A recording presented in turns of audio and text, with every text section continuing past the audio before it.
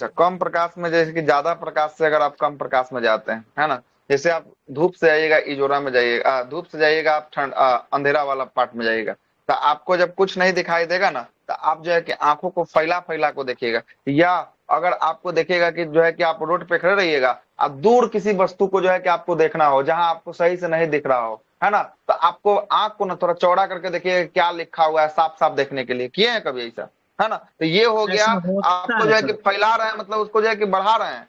और जब जो है कि पास में रहता है, बहुत तीव्र रहता है, तो आंखों को जो है कि सिकुड़ लेते हैं। कभी कभी देखते हैं बाइक चलाते रहते हैं, अगर अगिलका जो है कि आदमी वेपर मार दिया, है ना, दीपर मार दिया, तो आपका आंखवा जो है कि बंद हो जाता है, काहे के लिए, हाँ ज्यादा हाँ। प्रकाश को ऑब्जर्व नहीं करने के लिए जो है कि ऑटोमेटिक ये शट डाउन हो जाता है ना, दोनों पलक जो है कि एक दूसरे से जाकर क्या होती है, चिपक जाती है। हो गया क्लियर। जी जी। चलिए आइए, लेंस से ही शुरू करते हैं, यहीं से जो है कि आपको बात करते हुए आगे बात रखते हैं, इसे आगे तक बात रखे हुए थे लेकिन यहाँ से फिर से शुरू कर देते हैं, ठीक ना, यहाँ से फिर से शुरू कर देते हैं, लेंस की बात करेंगे, है ना। लेंस देखिएगा, अगर जो है कि दीपावली से लेकर छठ के बीच में अगर क्लास होती है, तो जो है कि आपको किसकी, तो एसपीडी साइंस और एसपीडी आर्ट्स का जो पीछे वाला पोर्शन बचा हुआ है हमारा, उसके जो है कि 2-2 घंटा ले लेके जो है कि अगर बीच में क्लास होगा, टाइम बता देंगे, 2-2 घंटा लेके उसको भी आगे बढ़ाने का प्रयास जो है कि आपको करेंगे दीपावली से छठ वाले छुट्टी में। अन्यथा टारगेट वाला बैच का क्लास नहीं होगा, ठीक नहीं होगा, क्या कि घर पे रहेंगे, कोई ठिकाना है नहीं, कब फ्री है नहीं है, इसलिए क्लास नहीं होगा। जो भी क्लास चलेगा यही दीपावली तक आपका चलेगा, 2-3 दिन और, उसके बाद बंद रहेगा। सुनिएगा, लेंस की बात करेंगे। लेंस, पुतली के पीछे एक पारदर्शक जो है कि आपको संरचना होती है, जिसे क्या कहा जाता है, जिसे एक लेंस के रूप में जो है कि आपको जाना जाता है, किसके रूप में, लेंस। लेंस लेंस के के रूप रूप में में। जाना जाता है। और ये सिलियरी मांसपेशी की क्रिया से यह जो है कि आपको क्या करती है, रेटिना पर प्रकाश को जो है कि केंद्रित करने के लिए अपना आकार को क्या करती है, अपना आकार को जो है कि आपको बदलती रहती है, ठीक ना। दूर की वस्तुओं पर जो है कि ध्यान केंद्रित करने के लिए यह पतला हो जाता है। जब दूर के वस्तु को, अगर यहाँ पर कोई व्यक्ति खड़ा है और यहाँ की किसी वस्तु को देखना है, तो यह क्या होता है, तब ये जो है कि आपको लेंस जो है कि आपको पतला हो जाता है। और पास की वस्तु को ध्यान केंद्रित करने के लिए क्या हो जाता है, जब यहाँ कोई वस्तु रखा हुआ तब ये मोटा जो है कि आपको हो जाता है, क्या हो जाता है, मोटा जो है कि आपको हो जाता है। कोई दिक्कत, आगे चलते हैं। मानव नेत्र की बात करेंगे, किस लेंस की बात ही काम करता है मानव नेत्र, उत्तर lens. Uttar Uttar lens. Lens उत्तल की लेंस बात की है। बात ही जो है कि आपको काम करता है। ईगो स्टेटमेंट में सवाल बहुत बार आया हुआ है कि मानव नेत्र किस लेंस के बात ही काम करता है, मानव नेत्र तो उत्तल लेंस के बात ही जो और है कि आपको काम एक प्यूपिल तो करता है। छोटा बड़ा होता है, और ये लेंस भी मोटा पतला होता है। हाँ, लेंस भी जो है कि मोटा पतला, यहाँ साफ साफ दिया है कि दूर जी की सर। वस्तु को देखने के लिए लेंस जो है कि पतला करके चौड़ा हो जाएगा, बड़ा हो जाएगा। अब जो है कि पास की वस्तु को देखने के लिए लेंस मोटा हो जाएगा, है ना, ये भी बात जो है कि आपको बोला हुआ है ना, बोला हुआ है। जी। ठीक है, आगे चलते हैं, आगे देखते हैं। रेटिना की बात करेंगे। ये अगर नेत्र का लेंस है, तो ये नेत्र के लेंस के पीछे वाला भाग जो होता है, ये क्या होता है, पीछे वाला भाग, यही जो है कि रेटिना। आपको रेटिना जो है कि आपको होता है। और यही रेटिना पर किसका प्रतिबिंब बनता है, तो वस्तु का प्रतिबिंब जो है कि आपको रेटिना पे बनता है। किसका प्रतिबिंब, वस्तु का प्रतिबिंब जो है कि आपको रेटिना पे बनता है। देखिएगा, मनुष्य के आंख के पिछले पर्दे को क्या कहा जाता है, पिछले पर्दे को रेटिना। रेटिना कहते हैं। और मानव मानव आंखें, एक मानव आंखें जो है कि एक वस्तु का प्रतिबिंब उसके कहाँ बनाते हैं, उसके जो है कि आपको रेटिना पर बनाता है। मतलब जो भी वस्तु आप देख रहे हैं लेंस से होते हुए कहाँ तक जाके छपता है, तो वो रेटिना पर जाकर जो है कि आपको छपता है। कहाँ जाके छपता है, रेटिना पे छपता है। रेटिना आंखों के अंदर पीछे के तरफ एक उत्तक उत्तक की एक जो है कि पतली सी परत जैसी होती है। और ये इसे इसमें कौन सी नसें पाई जाती है, रेटिना ऑप्टिकल में नस। ऑप्टिकल नस। ऑप्टिकल नस जो है कि आपको पाई जाती है। ये ऑप्टिकल नस कहाँ जाके जुड़ती है, बताइए तो, कहाँ जाके जुड़ेगी। ब्रेन से। हाँ, ब्रेन से जाकर ये ऑप्टिकल नस जो है कि आपको कहाँ जाके जुड़ेगी, ब्रेन से जाकर जो है कि आपको जुड़ेगी। और ब्रेन से, ब्रेन के किस भाग से जुड़ेगी, जब मानव ब्रेन पढ़ा रहे थे वहां बताए थे हम आपको, कार्पोरा। कारपोरा से देख जाकर जो है कि आपको जोड़ने का काम करती है। कारपोरा देखने और सुनने में जो है कि आपको काम करता है, कौन, कारपोरा जो है कि आपको काम करता है, ठीक ना। रेटिना का काम है कि यह रोशनी को प्राप्त करता है, जिसे लेंस ने फोकस किया हो, उसी रोशनी को यह प्राप्त करेगा, या जो है कि प्राप्त करता है जो किसके द्वारा फोकस किया हो, लेंस के द्वारा फोकस किया हो। और उस रोशनी के समान जो है कि संकेतों को बदल कर कहाँ भेजता है, संकेतों को बदलकर मस्तिष्क तक भेजता है, ताकि आप क्या कर सके, ताकि आप देख सके, क्या कर सके, देख सके। नेत्र में रेटिना पर बनने वाला प्रतिबिंब हमेशा कैसा बनता है? वास्तविक और उल्टा जो है कि आपको बनता है। ये बहुत बार आया सवाल, कैसा प्रतिबिंब बनता है नेत्र रेटिना पे बनने वाला वास्तविक और प्रतिबिंब? उल्टा। वास्तविक और उल्टा प्रतिबिंब जो है कि आपको बनता है। ऑप्टिकल तंत्रिका क्या होती है, ऑप्टिकल नसें क्या होती है, जरा इसके बारे में भी देख लीजिएगा। ऑप्टिकल नस आंख जो देखती है उसको जो है कि छवियों को कहां तक ले जाता है? छवियों तक को मस्तिष्क तक पहुंचाने वाली नसें जो होती हैं, जो आंख के रेटिना पर बना, उस रेटिना पर बनने वाले प्रतिबिंब को वहां से उठाकर जो आपके ब्रेन तक लेकर चला गया, उस नशे को कौन सी नशे के नाम से जानेंगे? Optical nerve. हाँ, ऑप्टिकल नर्व के नाम से जो है कि आपको जानेंगे, ऑप्टिकल तंत्रिका के नाम से जो है कि आपको जानेंगे। और ऑप्टिकल तंत्रिकाएं कितने प्रकार? दो प्रकार की होती है। और इनमें कौन कौन होता है? दो प्रकार का, एक शंकु होता है और दूसरा कौन होता है? दूसरा रॉड होता है ना, रॉड होता है। एक होता है छड़ और दूसरा शंकु। छड़ को जो है कि कौन से के नाम से जानते हैं, और जो है कि आपको छड़े को किसके नाम से? रॉड के नाम से जो है कि आपको जानते हैं। तो आ जाते हैं रॉड का काम क्या होता है और छड़ का काम क्या होता है ना, और शंकु का काम क्या होता है, इसको जरा देख लेते हैं। रॉड सेल की बात करेंगे, रॉड सेल मतलब छड़ कोशिका की बात करेंगे। छड़ कोशिका क्या करता है? तो यह प्रकाश की मात्रा को इंगित करता है। बीपीएससी, बिहार दरोगा दोनों में क्वेश्चन पूछा गया है कि निम्नलिखित में से किसके द्वारा आंखों में प्रकाश की मात्रा को इंगित करने का काम जो है कि आपको करता है? तो ये कौन करता है? रॉड सेल की कौन सेल? रॉड रॉड सेल जो है कि आपको करता है। देखिएगा, यही रॉड सेल एक्टिव ना होने के कारण, एक जो है कि आपको बीमारी होती है जिसमें रातों में नहीं दिखता है, जिसको हम लोग कहता है रतौंधी कहते हैं। नाम सुने रतौंधी का? जी सर। नहीं कहता है कि सामने रखल है रतौंधी हो गया है, कि दिखाई नहीं दे रहा है, कि यहाँ सामने रखल है तो वस्तु नहीं दिख रहा है। रतौंधी का मतलब होता है क्या? कि वस्तु रखा हुआ है लेकिन हमको क्या नहीं दे रहा है? दिखाई नहीं दे रहा है। तो उस रतौंधी बीमारी किसके कारण होती है? तो ये रॉड सेल के कारण जो है कि आपको होती है। ये रंगों को इंगित नहीं कर पाता है, प्रकाश की मात्राओं को नहीं जो है कि आपको बदल पाता है। ये रतौंधी नाम की एक बीमारी होती है, ये रॉड सेल से जो है कि आपको होती है। जो उल्लू को दृष्टि पर बना उल्लू के अच्छा, पहले इसको कर लेते हैं पूरा। यह प्रकाश की मात्रा को इंगित करता है और इसी के माध्यम से कम प्रकाश में भी जो है कि क्या हो सकता है? इसी के माध्यम से कम प्रकाश में भी देखा जा सकता है। या देखिएगा, रात को जब लाइट में हैं आप, लाइट कट जाता है, तो लाइट कट जाता है तो कभी कभी आपको ना आभास होगा कि यहाँ पर इस चीज का वस्तु रखा हुआ है। तो वस्तु रखा हुआ है, वस्तु पाया गया है, ये लाइट, कम लाइट में भी आभास कराने का काम कौन करता है? तो यही रॉड सेल जो है कि आपको काम करवाता है कम लाइट में भी। और यही इसी का उदाहरण है कि उल्लू की दृष्टि पटल पर बड़ी संख्या में कौन सी सेल पाई जाती है? Rod cell. रॉड सेल जो है कि आपको होती है, जिसके कारण यह रात में जो है कि आपको दृष्टि में काफी जो है कि आपको क्या होता है? काफी जो है कि आपको तेज जो है कि आपको होता है ना, काफी जो है कि आपको रात्रि दृष्टि में ये तेज होता है। दूसरा आपको कौन सा सेल है? कोन सेल की बात कर लेते हैं, शंकु कोशिका की बात कर लेते हैं। यह कोशिकांग जो मोटी और पतली होती है अथवा जो शंकु के आकार की होती है, उन्हें क्या कहते हैं? उन्हें जो है कि आपको कोन सेल के नाम से जो है कि आपको जाना जाता है। रॉड सेल, कौन सेल, एक बार फोटो आपको दिखा देते हैं तब आपको लगेगा। आई रॉड सेल, कौन सेल, आई कौन सेल।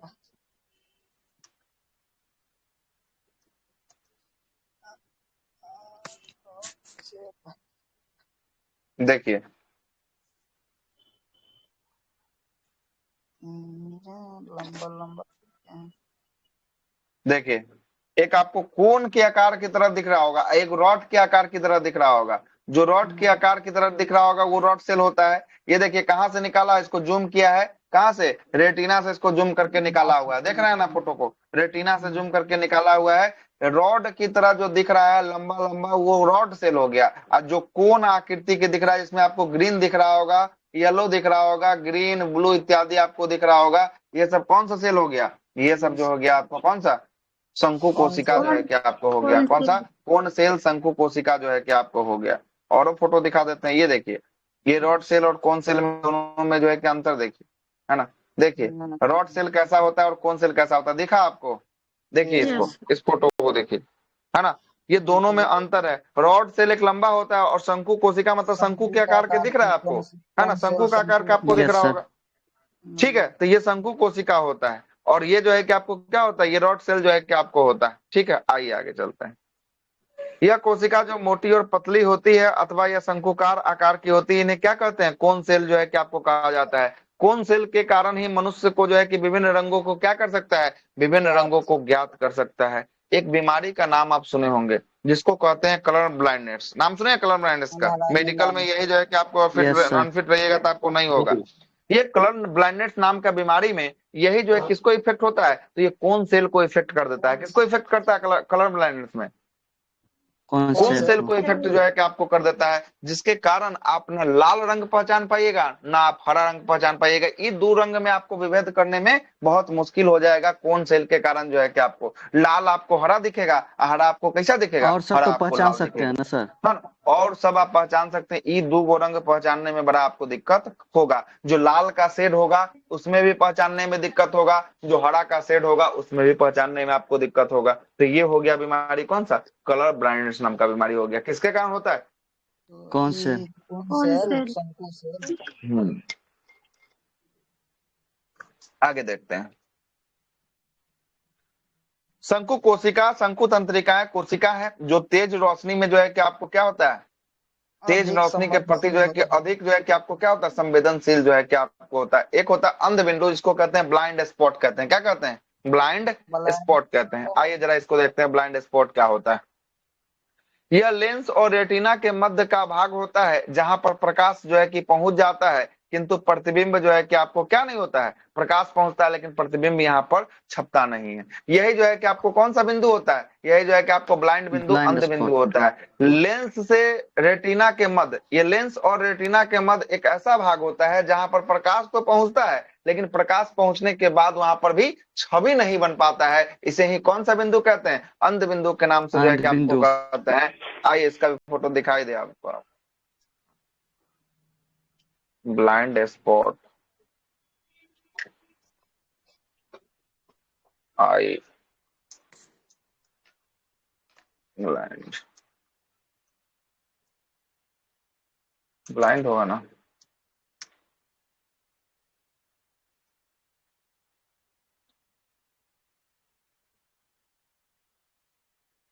देखिए ये ब्लाइंड स्पॉट आपको दिख रहा है, यही जो घेरा हुआ है पीछे वाला भाग दिख रहा है, फोटो भी दिख रहा होगा। दिखा है यहाँ पे लाल रंग यस का सर। घेरा सर्किट में किया यस हुआ है, सर। इसके पीछे में आपको ब्लाइंड स्पॉट दिख रहा होगा।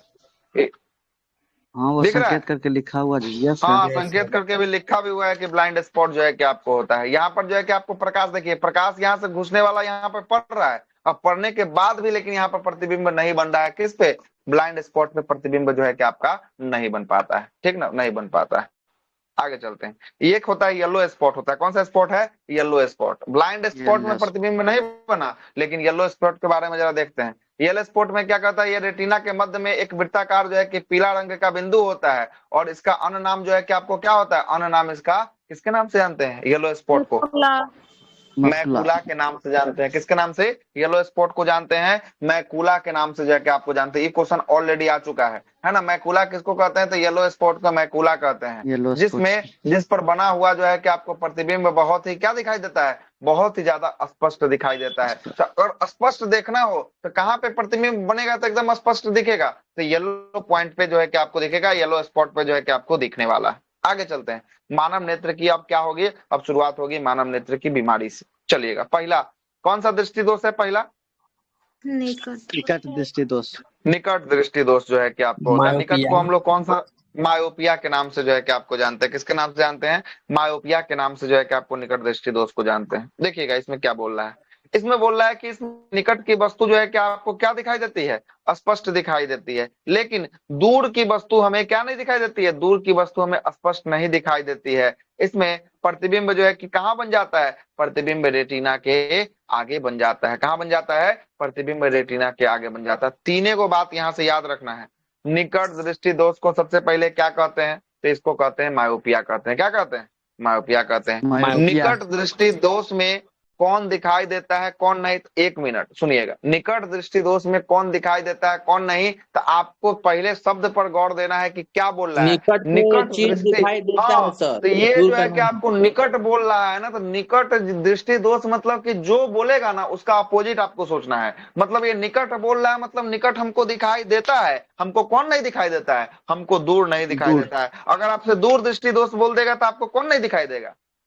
निकट वाला वस्तु नहीं हाँ, दिखाई निकट देगा। वाला वस्तु आपको नहीं दिखाई देगा, मतलब आपको उल्टा सोचना है। जो आपसे बोलेगा उसका क्या सोचना है, अपोजिट उल्टा। सोचना है। अगर आपसे निकट बोल दिया तो आपको निकट दिखाई दे रहा है, आपको कौन नहीं दिखाई दे रहा है, दूर आपको नहीं दूर दिखाई नहीं देगा। दिखाई दे रहा है। अगर आपसे दूर बोल दिया तो आपको दूर दिखाई दे रहा है, कौन नहीं दिखाई दे रहा है, निकट आपको नहीं निकट दिखाई। नहीं दिखाई दे रहा है। तो सबसे पहला नंबर बात, निकट दृष्टि दोष को मायोपिया कहते हैं। इसमें स्पष्ट रूप से नहीं दिखाई देता है, कौन, निकट नहीं दिखाई, दूर निकट का दिखाई देता है लेकिन दूर जो है कि आपको दूर नहीं नहीं दिखाई दिखाई देगा। देता है। और इसमें प्रतिबिंब कहाँ बन जाता है, इसमें प्रतिबिंब रेटिना रेटिना के का आगे। आगे बन जाता है। क्या बन जाता है, रेटिना के आगे बन जाता है। ये तीन गो बात यहाँ से आपको याद रखना है सबसे पहला।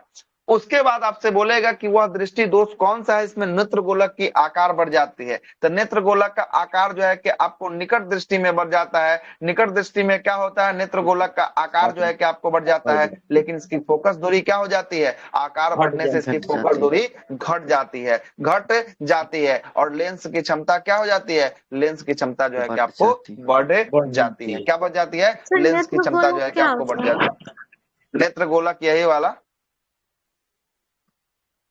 पूरा का पूरा ये नेत्र गोलक हो गया, ये वाला गोलक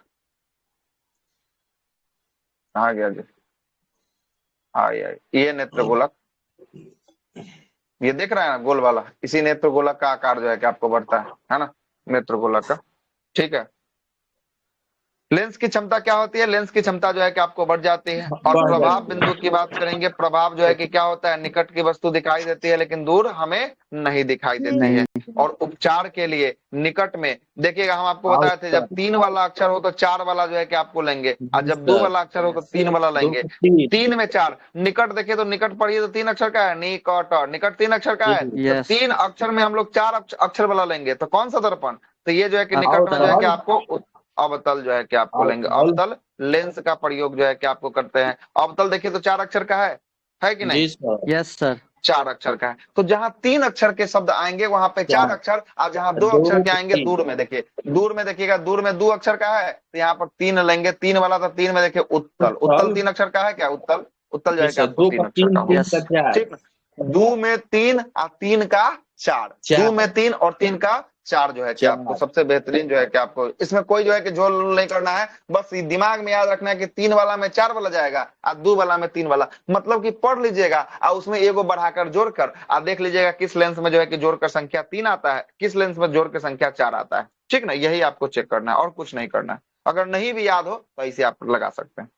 तो यहाँ से क्या क्या बात निकल कर सामने आया, निकट दृष्टि दोष को हम लोग सबसे पहले क्या कहते हैं, मायोपिया। मायोपिया कहते हैं। इसमें क्या नहीं दिखाई देता है निकट दृष्टि दोष में, निकट दिखाई देता है, दूर दूर नहीं दिखाई दे, हाँ दूर नहीं दिखाई देता है। अच्छा, इस प्रतिबिंब जो रेटिना पर बनना चाहिए वो प्रतिबिंब कहाँ आकर बन जाता है, रेटिना का आगे। रेटिना के आगे जो है कि आकर बन जाता है। इसमें अगर पूछेगा कि निकट दृष्टि दोष में नेत्र गोलक की लंबाई बढ़ जाती है कि घट जाती है, बढ़ जाती है, लेकिन फोकस दूरी क्या हो जाती है, फोकस दूरी घट जाती है।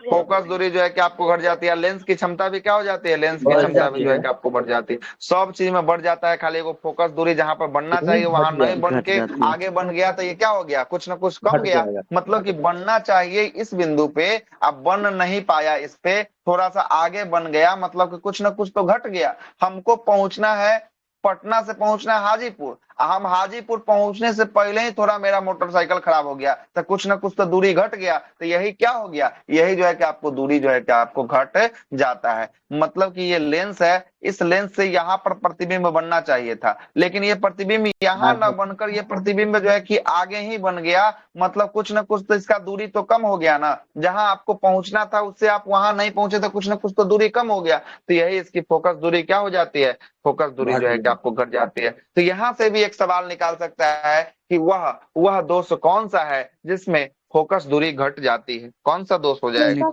निकट दृष्टि दोष हो जाएगा। कौन सा, निकट दृष्टि दोष हो जाएगा। कोई दिक्कत, आगे चलते हैं। देखिएगा, अवतल को हम लोग क्या कहते हैं, याद रखिएगा, ये भी क्वेश्चन पूछता है। अवतल को क्या कहते हैं, अपसारी लेंस के नाम से जानते हैं। किसके नाम से, अपसारी लेंस के नाम से जो है कि आपको जानते हैं। चलिएगा आगे चलते हैं। अगला है दूर दृष्टि दोष, इसमें समझाने में ज्यादा नहीं होगा। दूर को क्या कहते हैं, सबसे पहला हाइपर मायोट्रोपिया कहते हैं। क्या कहते हैं दूर को, हाइपरमेट्रोपिया। हाइपर जो है कि आपको मायोट्रोपिया जो है कि आपको कहते हैं, हाइपर मायोट्रोपिया लिखा हुआ है सर इधर इधर लिख दिए अच्छा, निकट यहाँ सर। लिखा हुआ निकट लिख दिए, गलती से हो गया होगा, जल्दी जल्दी में बना है ना नोट्स, इसलिए यहाँ दूर कर लीजिएगा। क्या कर लीजिएगा? दूर कर लीजिएगा। दूरदृष्टि को क्या कहते हैं? दूरदृष्टि को हाइपर मायोट्रोपिया के नाम से जो है कि आपको जानते हैं। अच्छा, ये दूरदृष्टि दोष में आपको क्या दिखाई देने वाला है? क्या दिखाई देने वाला है? दूर वाला चीज दूर दिखाई का देगा दिखाई सर। देगा, हाँ, दूर वाला वस्तु दिखाई देगा। किस वाले वस्तु नहीं दिखाई देंगे आपको? निकट की निकट वस्तु का आपको नहीं। नहीं दिखाई देंगे। मतलब इसमें जो है कि दूर की वस्तु आपको स्पष्ट रूप से दिखाई देगा, लेकिन निकट की वस्तु आपको स्पष्ट रूप से नहीं दिखाई देगा। और इसमें बनने वाला प्रतिबिंब रेटिना के कहाँ चला जाता है? पीछे रेटिना के पीछे। पीछे चला जाता है। तो यहाँ से 3 बात फिर निकल के आया। दूरदृष्टि दोष को क्या कहते हैं? हाइपर मायोट्रोपिया कहते हैं। हाइपरमेट्रोपिया। हाइपर मायोट्रोपिया कहते हैं। इसमें वस्तु जो है कि आपको रेटिना के आगे बनती है कि रेटिना के पीछे बनती है? पीछे पीछे। बनती है, पीछे। रेटिना के पीछे जो है कि आपको बन जा रही थी। जहां बनना चाहिए था उससे जाकर पीछे में जाकर जो है कि आपको वस्तु का प्रतिबिंब जो है कि आपको छपता है। और दूर में, दूर आपको दिखाई देता है, कौन नहीं दिखाई देता है? निकट आपको निकट नहीं दिखाई देता, नहीं जो दिखाई देता होगा है। वही आगे देखिए। दिखेगा। हाँ, जो होगा वही जो है कि आपको दिखाई देने वाला है, बाकी नहीं देने वाला है ना। इसमें नेत्र गोलक के लेंस, नेत्र गोलक का लेंस की बताइएगा। नेत्र गोलक में लेंस लगा होता है। लेंस जो है कि आपको, लेंस की लंबाई क्या होती है? लेंस की लंबाई जो है कि आपको घट जाती है। उसके बाद क्षमता की बात करेंगे, क्षमता भी क्या हो जाती है? क्षमता भी घट जाती है। और फोकस दूरी की बात करेंगे, फोकस दूरी क्या हो जाती है? फोकस दूरी जो है कि आपको बढ़ जा रही थी। अब वहां पर ये दोनों जो है कि आपको बढ़ रहा था, अब फोकस दूरी क्या हो रहा था? फोकस दूरी जो है कि आपको घट रहा था। क्लियर? घट रहा था। दोनों में यही कंपेरिजन जो है कि आपको होता है। अब जो है कि उस सब वाला बात नहीं, अब यही सब बात पूछता है। ये जो 3 गो पॉइंट ये वाला लिखे हैं, और नेत्र चौथा गोलक पॉइंट ये लेंस को प्रतिबिंब जो, बोलते हैं ना। हाँ, नेत्र गोलक मतलब इसके अंदर लगा हुआ लेंस जो है ना, इसी को नेत्र गोलक बोलता है ना। इसकी लंबाई घटना बढ़ना जो है कि आपको होता है दोष के ऊपर जो है कि आपको होता है, ठीक ना। नेत्र गोलक लेंस की लंबाई जो है कि आपको क्या हो जाती है? घट जाती है। लेंस की क्षमता भी, जब नेत्र की लंबाई जो है कि घटेगी तो लेंस की क्षमता भी जो है कि आपको घटेगी। और जब लेंस की क्षमता घटेगी तो जो है कि आपको फोकस दूरी क्या हो जाएगी? फोकस दूरी जो है कि आपको बढ़ जाएगी, है ना। और उपचार के लिए हमें क्या रखना है? तो उपचार के लिए उत्तल लेंस या अभिसारी जो है कि आपको लेंस का प्रयोग जो है कि आपको करना है ना। अभिसारी लेंस का प्रयोग करना है। तो ये जो 4 गो बिंदु जो अलग से लिखा हुआ है, इस बात को हर हाल में आप याद रखिएगा। ये 4 गो जो अलग बिंदु रखा है दोनों पॉइंट में, दोनों बात में, ये वाला सबसे महत्वपूर्ण जो है कि आपको यही है। सबसे महत्वपूर्ण दोनों भाग में यही जो है कि आपको होने वाला है ना। यही होने वाला है। और इसमें जो है कि एक बात को और याद रखिएगा कि प्रतिबिंब जो है, प्रतिबिंब ये रेटिना पर न बनकर कहाँ बन गया? रेटिना के पीछे बना है। क्या बना है? पीछे जो है कि आपको बना है। उसमें रेटिना पर न बन के रेटिना के कहाँ बना? रेटिना के आगे बना। कहाँ बना? आगे जो है कि आपको बना। चलिएगा, तीसरा रोग की बात करेंगे। तीसरा दोष जो होता है अबिंदुकता होता है, जिसको इंग्लिश में एस्टिग्मेटिज्म के नाम से जो है कि आपको जानते हैं। अबिंदुकता में क्या होता है जरा समझिएगा। इसमें ऊर्ध्वाधर मतलब वर्टिकल आपको रखा गया वस्तु जो है कि आपको कैसे दिखाई देगी? मतलब सीधी कोई वस्तु रखा गया है, उस वस्तु आपको जो है कि आपको तिरछी दिखाई देने वाली। कैसी दिखाई देने वाली है? तिरछी जो है कि आपको दिखाई देने वाली, ठीक ना। ऊर्ध्वाधर रखी गई वस्तु जो है कि आपको कैसा दिखाई देता है? तिरछी दिखाई देता है। किसमें दिखाई देता है? अबिंदुकता में जो है कि आपको दिखाई देता है। और इसके उपचार के लिए हम एक जो है कि आपको कैसा लेंस लगाते हैं? सिलिंड्रिकल लेंस लगाते हैं। बेलनाकार लेंस का प्रयोग जो है कि आपको करते हैं। सिलिंड्रिकल लेंस का प्रयोग जो है कि आपको करते हैं। हाँ, इसका एग्जाम्पल क्या होगा सर? किसका एग्जाम्पल दिखाई देगा ऊर्ध्वाधर वाला, ये इसी का जो बता रहे हैं। ऊर्ध्वाधर कहा ना सर, तिरछी दिखाई देता है। तो एग्जाम्पल में कैसे समझेंगे? मतलब वस्तु आप खड़े हैं ना, जो इस वाले जो लोगों को जो ये बीमारी होगा, इसमें आप खड़े वस्तु रहेंगे ना, तो उसको जो है कि आपको क्या लगेगा? उसको जो है कि आपको तिरछी जो है कि आपको दिखाई देगा। उसको लगेगा टेढ़ खड़ा हुआ है, सीधा नहीं। पोल तिरछा दिखाई देगा। हाँ, तो पोल जो है कि अगर सीधा खड़ा होगा या जो है कि किसी जमीन में सीधा कोई चीज खड़ा होगा तो उसको क्या दिखाई देगा? तिरछी जो है कि आपको दिखाई देगा। इस वाले रोग में जो है कि आपको तिरछी दिखाई देगा। इसके उपचार के लिए एक लेंस का प्रयोग करेंगे। वो कौन सा लेंस है? सिलिंड्रिकल लेंस है। बेलनाकार लेंस का प्रयोग जो है कि आपको करने वाले हैं, बेलनाकार। चौथा रोग हो गया मोतियाबिंद। इसके बारे में तो अच्छे से बता दिए हुए हैं। मोतियाबिंद किसका लेयर आ जाता है आंखों के लेंस के ऊपर? किसके लेयर आ जाते हैं? सिलियरी मांसपेशी के जो है कि आपको लेयर जो है कि आपको आ जाते हैं। देखिएगा, इसमें नेत्र लेंस की दूधिया, इसमें नेत्र लेंस में जो है कि दूधिया और धुंधला जो है कि आपको हो जाता है, जिसमें प्रकाश की किरणें पूर्ण रूप से जो है कि अपवर्तित नहीं हो पाता है, जिसके कारण स्पष्ट प्रतिबिंब रेटिना पर नहीं बन पाता है। और यही बीमारी जो है कि बुढ़ापे में होता है, जिसे हम लोग मोतियाबिंद कहते हैं। मोतियाबिंद तब विकसित होता है जब आंखों के लेंस में प्रोटीन की एक परत जो है कि आपको क्या होता है, बनने लगता है, जो लेंस के ऊपर मांस पर छा जाता है, जिसे हम लोग ऑपरेशन से क्या करते हैं, ऑपरेशन से निकाला जाता है। वही सेम चीज जो है कि लैंग्वेज में लिख दिया है कि यहाँ पे सिलियरी मांसपेशियां जो है कि आपको कहाँ आ जाती है, नेत्र के जो है कि कहाँ पे, लेंस के ऊपर जो है कि आपको आ जाती है। और लेंस के ऊपर आने के बाद जो है कि आपको छाप देती है, तो छापने के बाद जो है कि धुंधला दिखाई देता है। तो इसी को ऑपरेशन के माध्यम से क्या किया जाता है, इसको ठीक किया जाता है, ठीक किया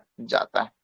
आइएगा सर आदमी लेटरल का जो है कि जो आपको डिस्प्लेस, हाँ बोलिए, पार्श्व आदमी का विस्थापन बोलिए। कि मतलब कि आंख कोई छोटा बड़ा हो जाता है, जैसे मतलब डिस्टेंस में, तो उसमें भी मांसपेशियां छाप लेती है।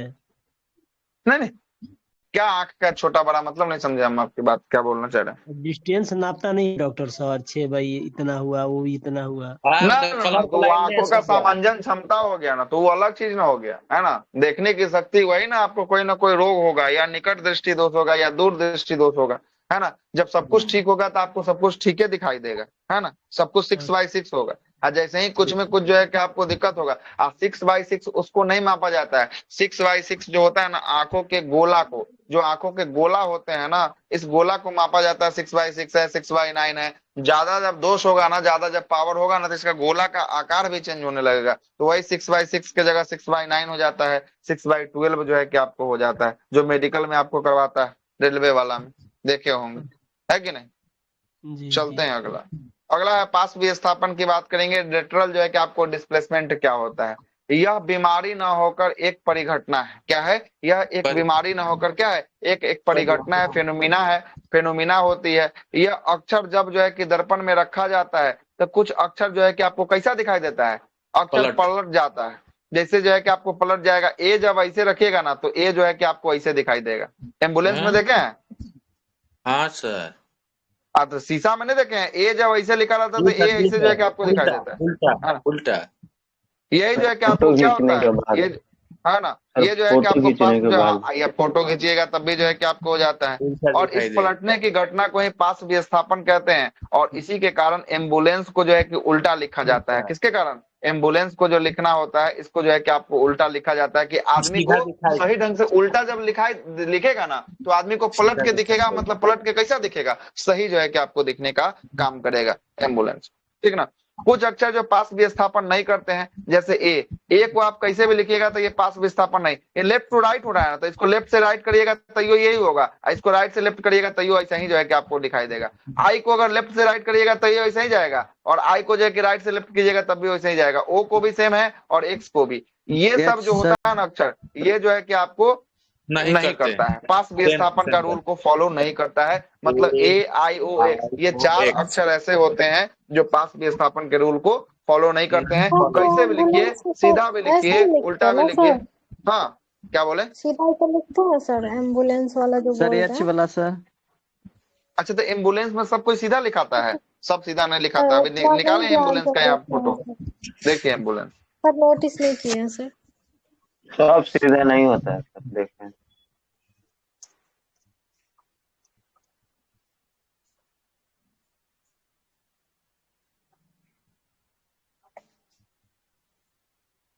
देखिए सीधा है।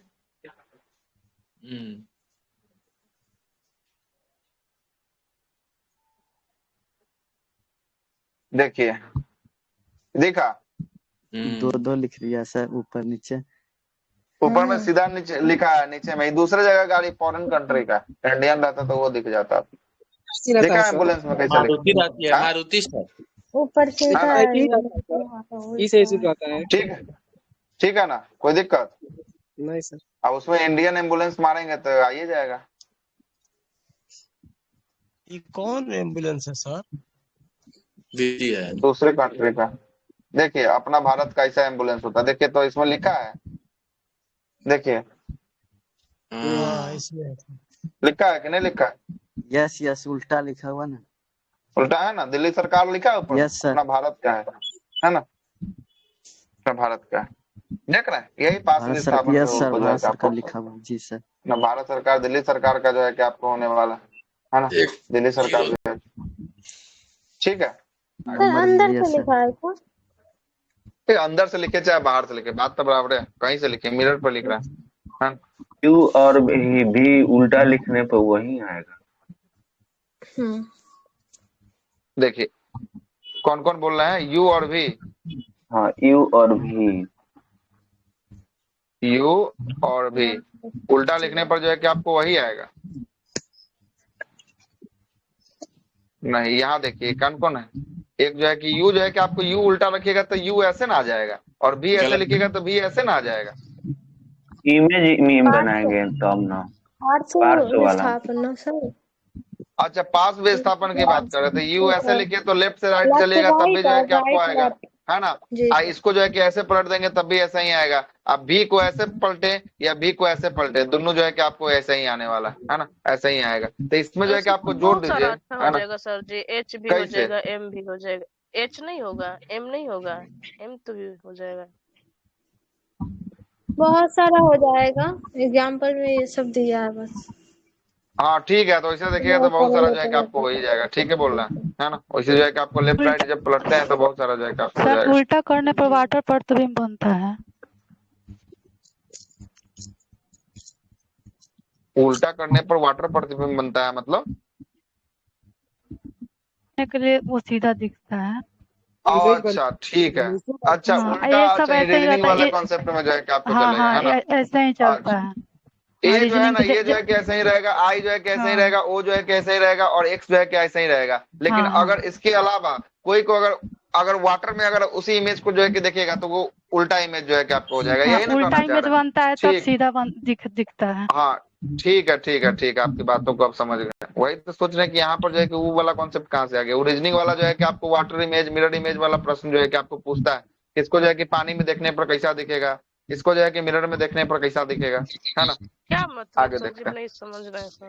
अरे नहीं दिया रहेगा, ए एक्स आई है ना, ओ भी, इसको जो है कि बोलेगा कि इसमें मिरर में देखने पर ये इमेज कैसा बनेगा बताइए, है ना। समतल दर्पण तो में चार उल्टा ऑप्शन हो रहेगा, ए जाता में, है। रहता है बी सर। में, सी में, डी में, है ना, नहीं लिखा रहता है। तो उसमें से जो आपको सेलेक्ट करना बायां है वो दिखता सेलेक्ट है, कीजिए, बायां हाथ है ना। बायां दिखता है। वही, और इसी को जो है कि बोल देगा कि इसको अब मिरर के जगह क्या कर देगा, वाटर में देखने पर कैसा बनेगा, वाटर में देखने पर कैसा बनेगा। तो रीजनिंग में वाटर सवाल में नहीं भी देखे, चेंज होता है।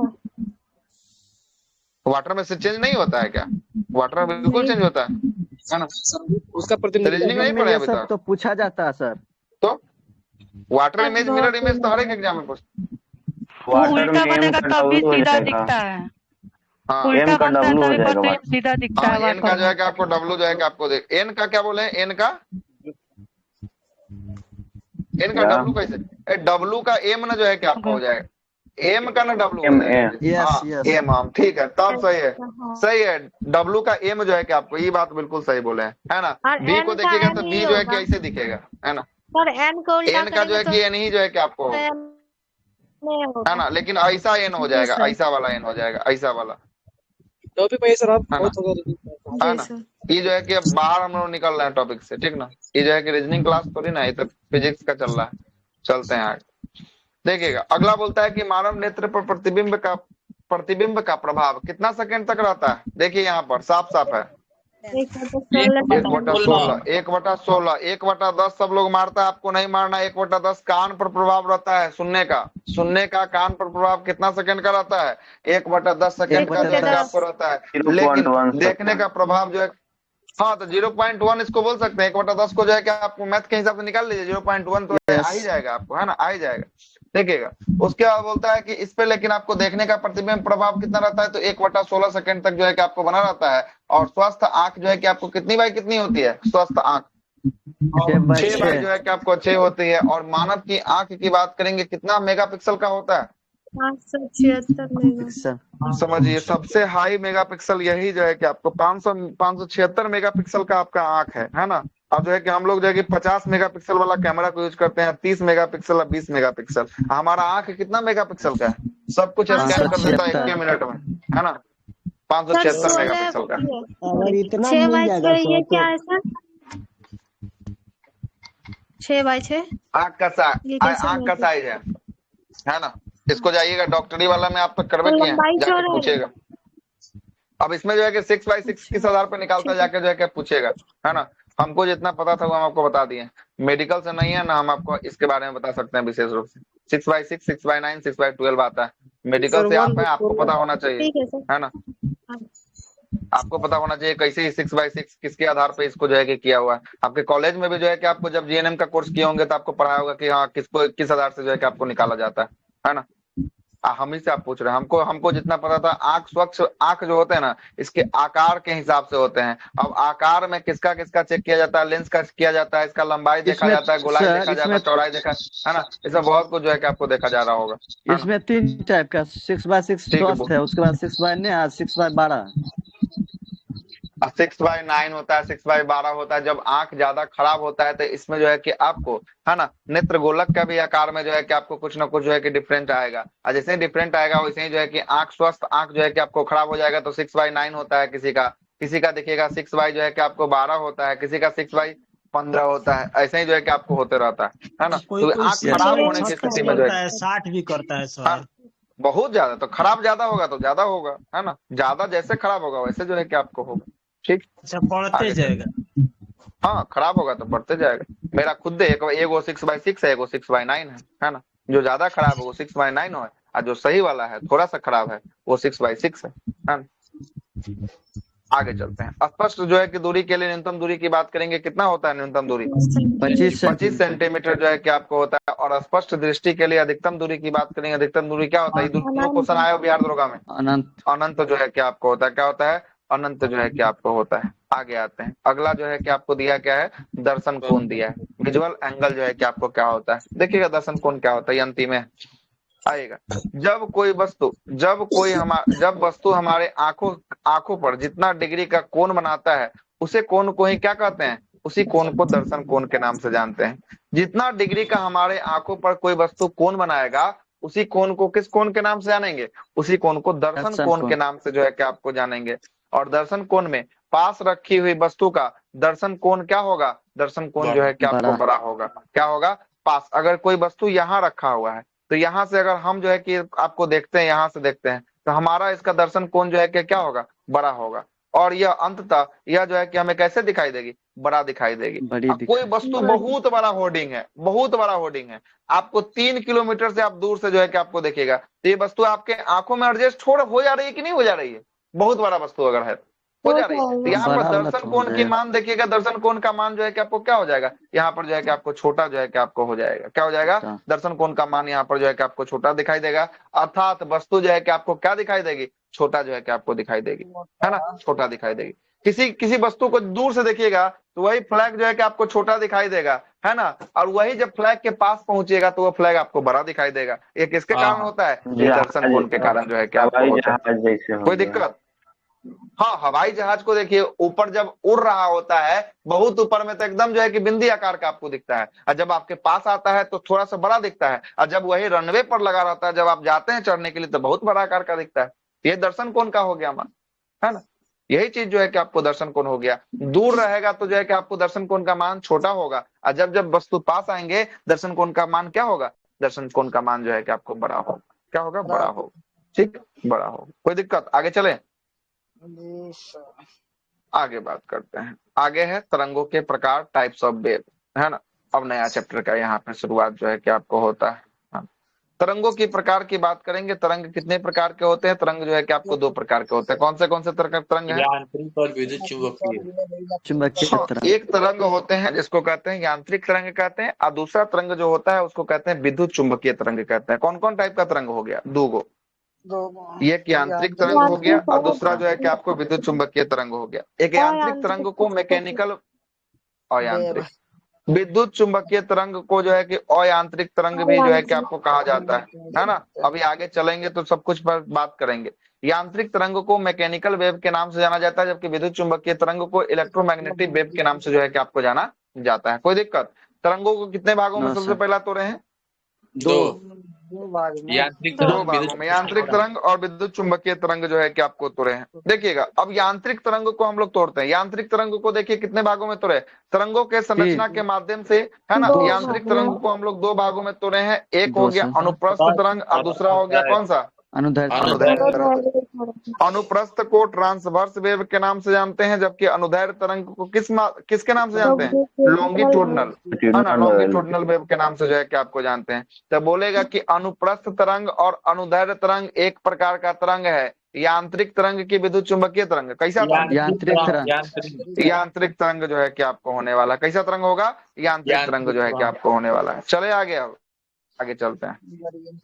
अब देखिएगा, अब जो है कि इलेक्ट्रोमैग्नेटिक तरंगों के संचरण के माध्यम से जो है कि आपको देखिएगा, इसमें क्या बोलता है कि यांत्रिक तरंग को ट्रेवल करने के लिए, तरंगों के संचरण के लिए माध्यम की क्या होगी, माध्यम की आवश्यकता होगी, है ना, उसे यांत्रिक तरंग कहेंगे। और विद्युत चुंबकीय तरंग में क्या माध्यम की आवश्यकता होगी, क्या माध्यम की आवश्यकता होगी, माध्यम की आवश्यकता नहीं होगी। मतलब जो विद्युत चुंबकीय तरंग होंगे उनके चलने के लिए, तरंगों को गमन करने के लिए, संचरण करने के लिए माध्यम की आवश्यकता नहीं होगी विद्युत चुंबकीय में। लेकिन जो यांत्रिक तरंग होंगे उनके गमन करने के लिए किसकी आवश्यकता होगी, तो माध्यम की आवश्यकता होनी चाहिए। क्या होनी चाहिए, माध्यम की आवश्यकता होनी चाहिए। तो विद्युत चुंबकीय तरंग में बहुत सारे तरंग आते हैं, जैसे गामा किरण आते हैं, एक्स किरण आते हैं, परावैंगनिक किरण आते हैं, दृश्य किरण आते हैं, अवरक्त किरण आते हैं, और कौन सा, सूक्ष्म हो गया और रेडियो हो गया। ये सब जो तरंग है, ये कैसे तरंग के एग्जाम्पल है, ये सभी के सभी विद्युत चुंबकीय, सभी के सभी जो है कि आपको विद्युत चुंबकीय तरंग के एग्जाम्पल जो है कि आपको होने वाले हैं। कैसे तरंग के एग्जाम्पल होंगे, विद्युत चुंबकीय तरंग के एग्जाम्पल होंगे गामा, एक्स, परावैंगनी, दृश्य, अवरक्त, सूक्ष्म और रेडियो तरंग। ये सभी के सभी कैसे होंगे,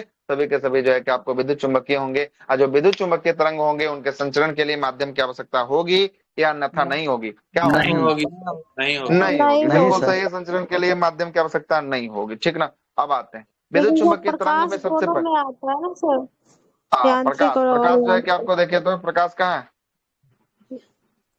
सर प्रकाश का अच्छा सर ये प्रकाश सबसे अनुप्रस्थ में पहले आएगा कैसे ना तरंग है, सर, हाँ तो अनुप्रस्थ में आएगा, अनुप्रस्थ अनुप्रस्थ होगा ना तरंग में जो सर। है कि आपको आएगा, है ना, और अनुप्रस्थ में आएगा। अयांत्रिक में भी सर उसको रखते हैं ना सर, हाँ, विद्युत अयांत्रिक में भी चुंबकीय। रखते हैं, क्या है कि वहां पर जो है कि आपको देखिए गुण उसका होता है अयांत्रिक की तरह, काहे के लिए गुण अयांत्रिक की तरह हो गया, अयांत्रिक की तरह इसलिए हो गया काहे कि उसको क्योंकि माध्यम की माध्यम आवश्यकता नहीं पड़ रही नहीं है ना, होती माध्यम है। की आवश्यकता नहीं जो है कि आपको पड़ रही है। आगे लिखा भी होगा इस चीज को, आगे देखते हैं।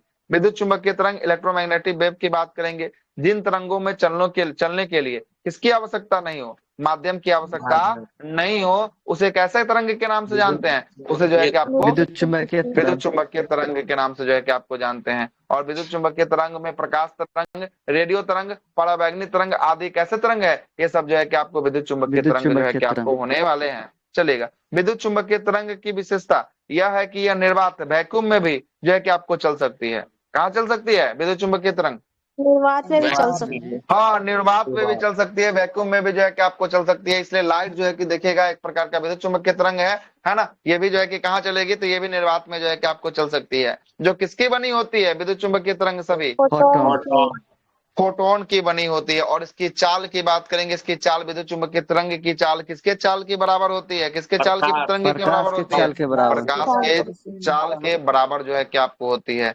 तो किसी से पूछेगा अगर आपसे कि विद्युत चुंबकीय तरंग किसके मूल रूप से बने होते हैं, तो किसके बने होते हैं, फोटोन के बने होते हैं। और विद्युत चुंबकीय तरंग का स्पीड के बारे में अगर पूछ दे कितने के स्पीड के बराबर होती है, तो प्रकाश के चाल के स्पीड के बराबर होती है। किसके चाल के, प्रकाश के स्पीड के चाल के जो है कि आपको बराबर होगी। कोई दिक्कत, आगे चलते हैं।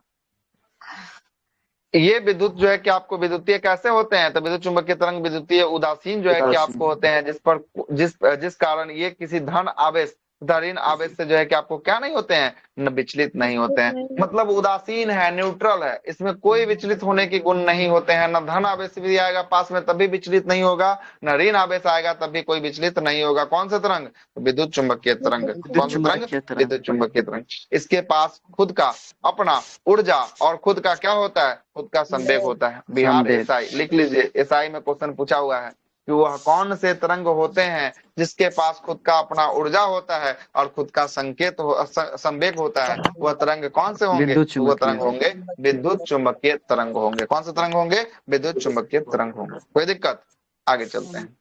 कणों के आधार पे जो है कि आपको देखिएगा, सबसे पहला ये कण अगर कोई गमन कर रहा है तो गमन कर रहा है तो ये जो है कि आपको श्रृंग और गर्त के रूप में गमन कर रहा है, देख रहे हैं, श्रृंग और गर्त के रूप में जो है कि आपको ऊपर नीचे हो रहा है।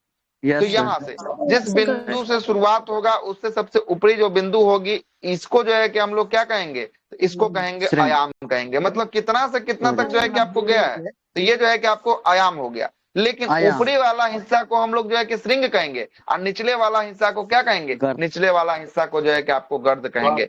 और इसी से आपको पूछता है कि दो श्रृंग या अथवा दो गर्द, मतलब ए और ए के बीच की दूरी को हम लोग क्या कहेंगे, तो ए और ई के बीच की दूरी को तरंग दैर्घ्य के नाम से जानेंगे, वेवलेंथ के नाम से जो है कि आपको जानेंगे। या पूछेगा बी और जो है कि आपको एफ के बीच की दूरी को हम लोग किसके नाम से जानेंगे, तो बी और एफ के बीच की दूरी को जो है कि हम लोग तरंग दैर्घ्य के नाम से जो है कि आपको जानेंगे, किसके नाम से, तरंग दैर्घ्य के नाम से जानेंगे। तो यहाँ पर तीन चीज जो है कि आपको आया। पहला आया आयाम, आयाम को क्या कहा है, आयाम को एम्पलीट्यूड कहा है, क्या कहा है, एम्पलीट्यूड कहा है। दूसरा है आपको आवृत्ति, इसको क्या कहा है, आवृत्ति, फ्रीक्वेंसी कहा है। और तीसरा आ गया आपको तरंग दैर्घ्य, क्या है, तरंग दैर्घ्य। तो सबसे पहले आयाम के बारे में देख लेते हैं, आयाम क्या बोल रहा है। आयाम बोल रहा है तरंगों की ऊंचाई। अगर कोई तरंग ये उठकर जितना ऊपर जाएगा उसके बाद डाउन होगा ना, फिर तो ये ऊपर जितना हाई पॉइंट तक गया है तो नीचे से ऊपर उठकर जितना गया है इसको हम लोग क्या कहें, तो इसके हाइट को हम लोग क्या कहें, आयाम जो है कि आपको कहें। कोई दिक्कत यहाँ तक है तो बताइए। कोई तरंग उठकर जितना ज्यादा ऊपर जाएगा और फिर से डाउन होगा, जहां तक इसका अंतिम टॉप बिंदु होगा वहां से लेकर जहां से ये उठा है उस वाले बिंदु से जो है कि आपको निकालेंगे तो ये वस्तु का, ये जो है कि तरंग का क्या निकलेगा, आयाम जो है कि आपको निकलेगा, ये जो है कि आपको आयाम निकलेगा। ठीक है। दूसरा क्या बोलता है, आवृत्ति, कितनी ज्यादा तरंग, आयाम ही बोलेंगे। हाँ तो इसके तरह नीचे आएगा तो ये भी जो है कि आपको देखिए, तो ये भी जो है कि आपको क्या हुआ, ये भी जो है कि आपको आयाम हुआ। कोई दिक्कत। अब बोलता है आवृत्ति किसको बोलता है, कितने ज्यादा तरंग उत्पन्न हुए, इसको क्या कहा है, आवृत्ति कहा है। अब जरा ये आवृत्ति के बारे में आपको बताते हैं, कितने ज्यादा तरंग उत्पन्न हुए उसे आवृत्ति कहेंगे। देखिए बातों को समझिएगा। दूसरा नंबर का बात देखिए, एक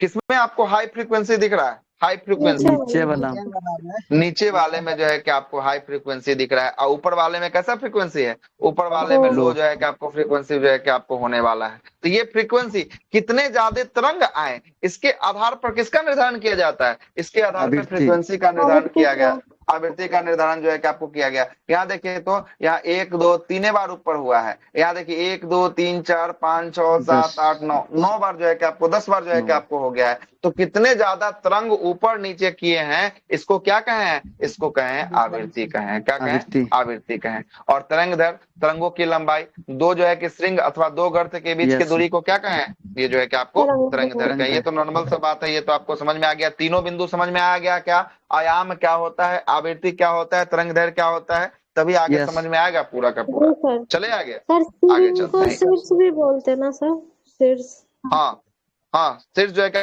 बोलते हैं, इसको जो है आपको बहुत सारा नाम जो है कि आपको होता है। देखिएगा आगे पहला क्या बोलता है, तरंग दैर्घ्य, तरंग दैर्घ्य को वेवलेंथ कहते हैं।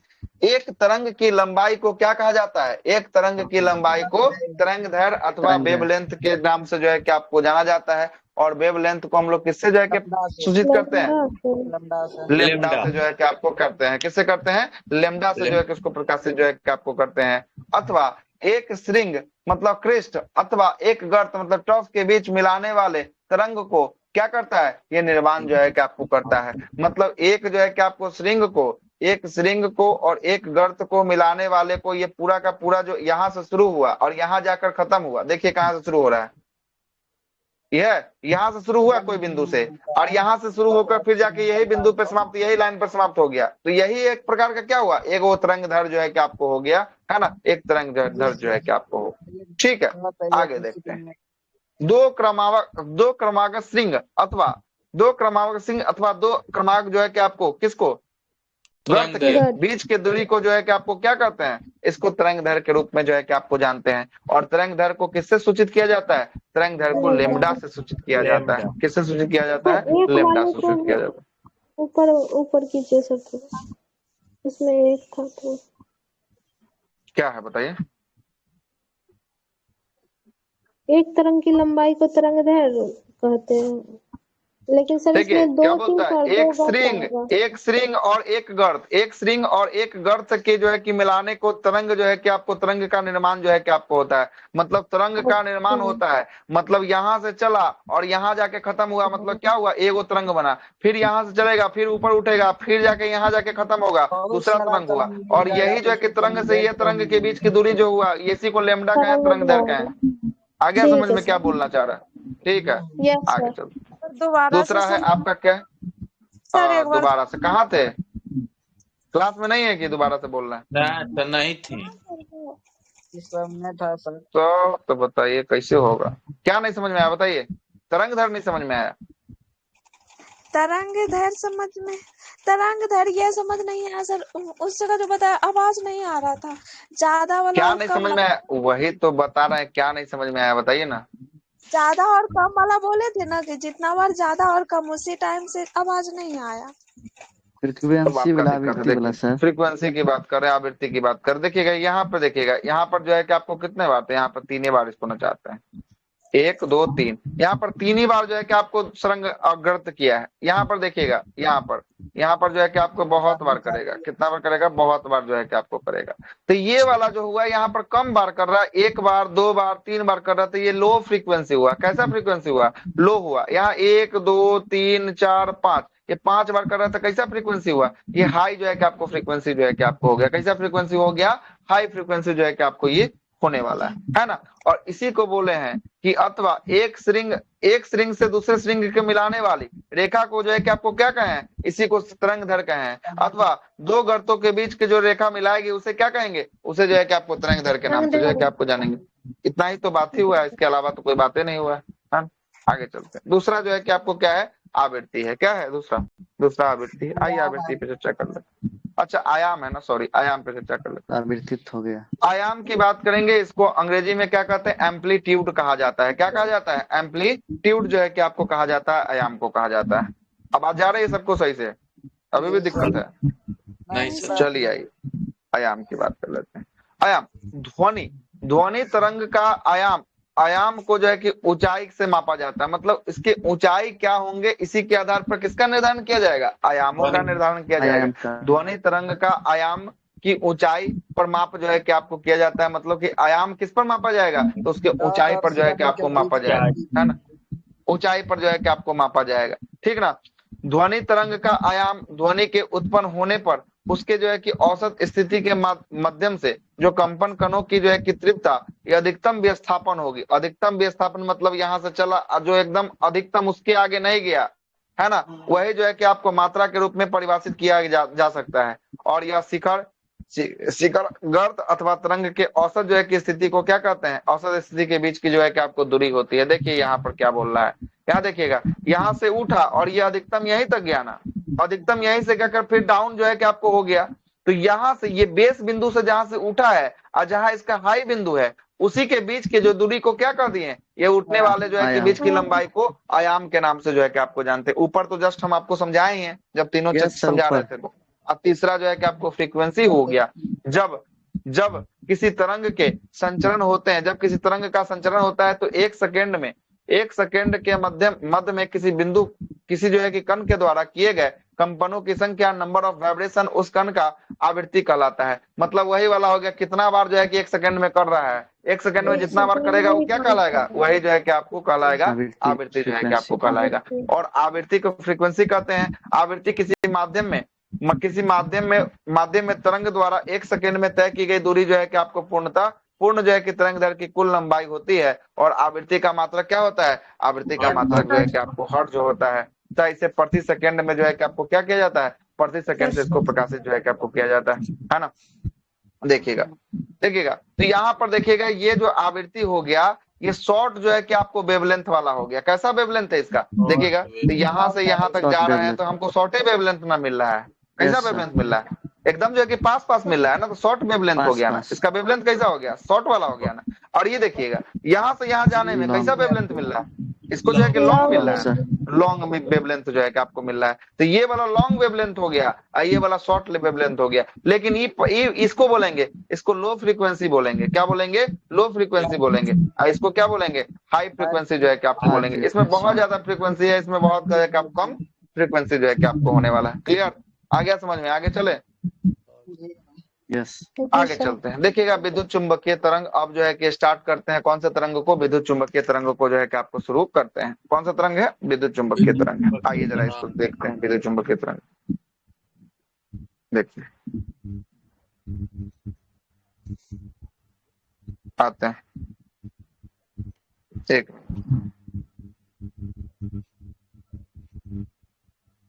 पानी पी ले थोड़ा सा, पी लीजिए सर। आ रहा समझ में? कोई दिक्कत नहीं हो रहा है ना? ऐसा ना हो कि नहीं दिक्कत हो, सर, है ना? नहीं नो बहुत सर अच्छे से सही समझा है। रहा है इसलिए, है ना? यस सर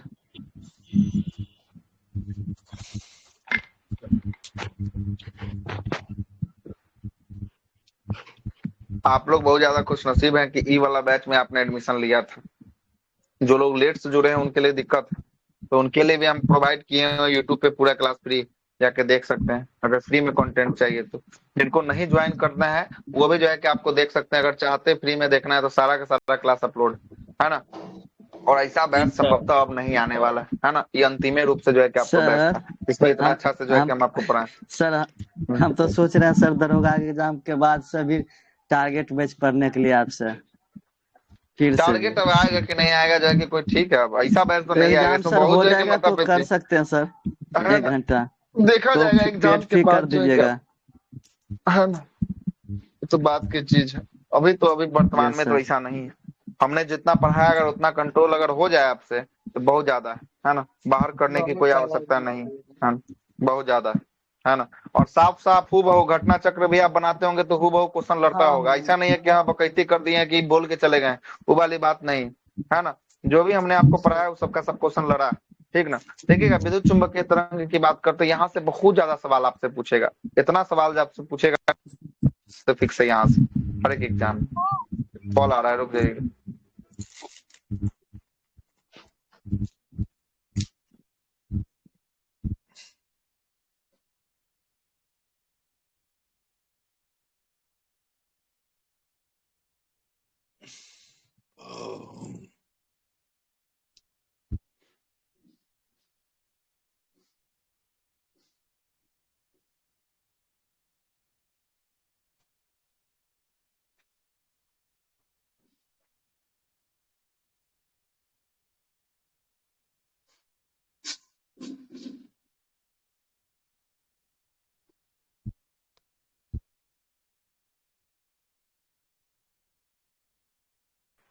चलिए आवाज आ रही है, आते हैं। देखिएगा कौन सा टॉपिक है? विद्युत चुंबकीय तरंग है। सबसे पहला देखिएगा विद्युत चुंबकीय तरंग में आपसे यहाँ से एक सवाल फिक्स है कि जो है कि आपको कैसा सवाल पूछेगा। सबसे पहला ये सब देखिए क्या क्या लिखा है, इसको पहले देख लीजिएगा। पहला क्या लिखा है? गामा किरण लिखा है क्या? गामा किरण। यस सर दूसरा एक्स किरण लिखा है, एक्सरे। एक्स किरण तीसरा परावैंगनिक किरण परावैंगनिक लिखा है, तीसरा परावैंगनिक किरण। चौथा दृश्य किरण यस लिखा है, दृश्य किरण।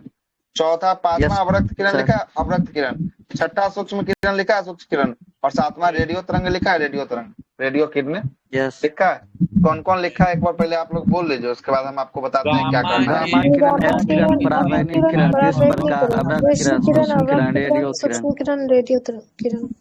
ठीक है, देखिएगा जैसे जैसे हम लोग गामा से आगे बढ़ेंगे, जैसे जैसे कहाँ बढ़ेंगे? गामा से आगे बढ़ेंगे, इसका वेवलेंथ भी बढ़ते जाएगा। मतलब तरंग का वेवलेंथ जो है कि आपको बढ़ते जाएगा, ठीक है। जैसे जैसे हम लोग गामा से आगे बढ़ेंगे तरंग का वेवलेंथ क्या होगा?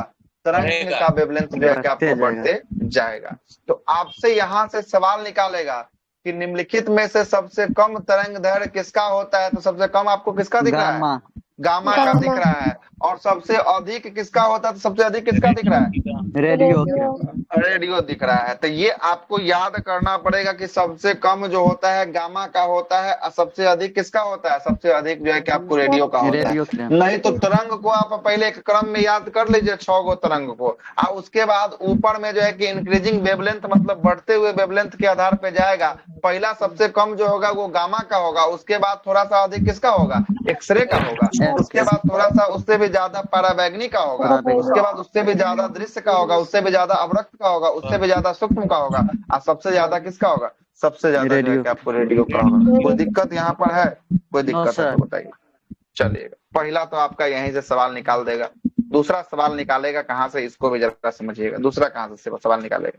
दूसरा सवाल बोलेगा अगर हम लोग जो है कि ये राइट हैंड हुआ, ये लेफ्ट हैंड हुआ, कोई दिक्कत है कि नहीं को? राइट लेफ्ट में अगर यो ना समझ में आया तो फिर दिक्कत है। अगर हम लोग लेफ्ट से राइट तक बढ़ते हैं तो इंक्रीजिंग वेवलेंथ मतलब तरंग दैर्घ्य बढ़ते रहता है। अगर हम लोग राइट से लेफ्ट की तरफ जो है कि आपको चलेंगे, कहाँ से कहाँ चल रहे हैं? अब चल रहे हैं हम लोग राइट से लेफ्ट की तरफ चल रहे हैं। चलिए, राइट से लेफ्ट की तरफ जो है कि आपको बढ़ रहे हैं। ऊपर में चल दिए हैं, लेफ्ट से राइट ऊपर में चले हैं। अब नीचे में राइट से जो है कि हम कहाँ चल रहे हैं? लेफ्ट की तरफ चल रहे हैं। तो देखिएगा, राइट से लेफ्ट चलेंगे तो यहाँ दिखा है इंक्रीजिंग एनर्जी और फ्रीक्वेंसी। फ्रीक्वेंसी इसका अधिक होगा और एनर्जी इसका अधिक होगा। तो अगर आपसे पूछ दे कि सबसे ज्यादा एनर्जी, सबसे ज्यादा ऊर्जा किस तरंग के ऊर्जा में होगा, किस किरण में होगा? सबसे गामा किरण में होगा। अगर आपसे पूछ दे सबसे ज्यादा फ्रीक्वेंसी, आवृत्ति किसकी होगी? सबसे ज्यादा फ्रीक्वेंसी किसकी होगी? गामा किरण की होगी। मतलब इंक्रीजिंग हो रहा है, ये है ना? बोलिए। ये सर ये बोलना पड़ेगा ना सर? क्या बोले? इंक्रीजिंग या बढ़ते क्रम इस टाइप से बोलेंगे तब तो यहाँ पर ना लिखे, वहां पर ऑप्शन दिया रहेगा आपको। वहां पर ए बी सी डी में यह 4 गो जो है कि ऑप्शन दिया रहेगा। ए में दिया रहेगा गामा, 2 में एक्सरे, 3 में पराबैंगनी, 4 में दृश्य, या 4 में अवरक्त दे सकता है, या 4 में, है ना? क्वेश्चन ये रहेगा कि निम्नलिखित में से किसकी आवृत्ति या फ्रीक्वेंसी या किसकी ऊर्जा सबसे अधिक होती है ना? अधिक होती है। 4 गो जो है कि आपको कितना देख रहे हैं? 7 गो तरंग देख रहे हैं, में से 4 गो तरंग आपको ऑप्शन में रहेगा। इसमें से सबसे ज्यादा वाला का आपको खोजना है ना? इसमें सबसे ज्यादा वाला को आपको खोजना। आ रहा है बात समझ? प्रश्न यही जो है कि आपको रहने वाला, ठीक है? तो सबसे ज्यादा एनर्जी की बात करेंगे, सबसे ज्यादा एनर्जी किसकी होगी? सबसे ज्यादा एनर्जी होगी गामा किरण की होगी। सबसे ज्यादा फ्रीक्वेंसी की बात करेंगे, आवृत्ति किसकी होगी? सबसे ज्यादा गामा किरण की होगी। सबसे कम एनर्जी मतलब ऊर्जा किसकी होगी? सबसे कम रेडियो की। सबसे कम जो है कि आपको फ्रीक्वेंसी की बात करेंगे, ये किसकी होगी? सबसे कम फ्रीक्वेंसी रेडियो तरंग की होगी। सही है? कोई दिक्कत समझ में आ रहा है कि नहीं आ रहा है? Yes sir. कोई दिक्कत नहीं है? कोई दिक्कत हो तो अब ये बता दीजिए, दिक्कत का अभी सोल्यूशन है, बाद में कोई सोल्यूशन नहीं फिर, है ना? कोई दिक्कत नहीं, आगे चलिए। नहीं सर, हो गया। आइएगा, पहला क्या दिया है? पहला यहीं से स्टार्ट करते हैं, गामा से ही पहला शुरू करते हैं। पहला गामा किरण के बारे में। आइए गामा किरण की बात करते हैं। गामा किरण के बारे में क्या क्या प्रमुख विशेषताएं हैं, इसको जरा देखते हैं। गामा किरण, इसकी भेदने की क्षमता सर्वाधिक होती है। मतलब इसकी भेदन क्षमता क्या होती है? वेदन क्षमता इसकी सर्वाधिक जो है कि आपको होती है। वेदन क्षमता का मतलब हुआ एनर्जी आपको सबसे पहले, आप सबसे अधिक किसके पास एनर्जी था? देखे थे ना अभी? किसके पास एनर्जी? गामा के पास सबसे अधिक जो है कि एनर्जी था। मतलब ये किसी भी चीज को भेदने की क्षमता सबसे अधिक किसके पास होगी? सबसे अधिक गामा किरण। वेदन मतलब कि भेदने की क्षमता, एक दूसरे से आर पार करने की क्षमता, वेदन, है ना? गामा किरण जो है कि आपको एक दूसरे से भेद देगा, आर पार कर देगा, है ना? भेज देगा। वेदन क्षमता जो है कि आपको सबसे ज्यादा किसकी होगी? गामा किरण की होगी। इसका तरंग दैर्घ्य नहीं पूछता है, लेकिन लिख दिए हुए हैं, है ना? नहीं पूछता है, नहीं हो याद रहेगा तो काम चलेगा। इसका तरंग दैर्घ्य जो देखिए कितने से पावर कितना से कितना तक है? 10⁻14 एम से 10⁻10 तक। हाँ, 10 के पावर -14 जो है कि मीटर से लेकर जो है कि आपको 10 के पावर -10 मीटर के बीच जो है कि इसकी जो है कि आपको तरंग दैर्घ्य की लंबाई जो है कि आपको होती है ना? होती है। इसकी आवृत्ति और ऊर्जा क्या होती है? अभी जस्ट बताए हम आपको, अभी लिखा है ऊपर में दिखा है। इसकी आवृत्ति और ऊर्जा जो है कि अधिकतम, न्यूनतम कौन बोल दिया? अधिकतम में होगा। यहाँ देखिए तो क्या लिखा हुआ है यहाँ जो है कि देखिए एनर्जी और जो है कि इंक्रीजिंग बोल रहा है कि अगर राइट से लेफ्ट की तरफ जाते हैं तो ऊर्जा मतलब कि एनर्जी मतलब ऊर्जा होता है, और फ्रीक्वेंसी मतलब क्या होता है? आवृत्ति होता है। आवृत्ति और ऊर्जा सबसे अधिक की बात करेंगे, सबसे अधिक गामा की होगी, और सबसे कम की बात करेंगे किसकी होगी, रेडियो जो है कि आपको होगी। इधर साफ साफ जो है कि आपको लिखा हुआ था, ये गलती बोल रहा है। और आगे तरंग चलते दर हैं। सबसे कम। हाँ, तरंग दर तो यार तरंग दर लिखना ही होगा। इसका तरंग दर जो है कि आपको क्या सर होता है, यही तो तरंग दर लिखो जो ना, है कि आपको 10⁻14 से -10 तक। हाँ, तो ये जो है कि आपको सबसे कम जो है कि आपको तरंग माइनस में चल रहा है ना, सबसे कम जो है कि आपको तरंग दर होती है, सबसे कम तरंग।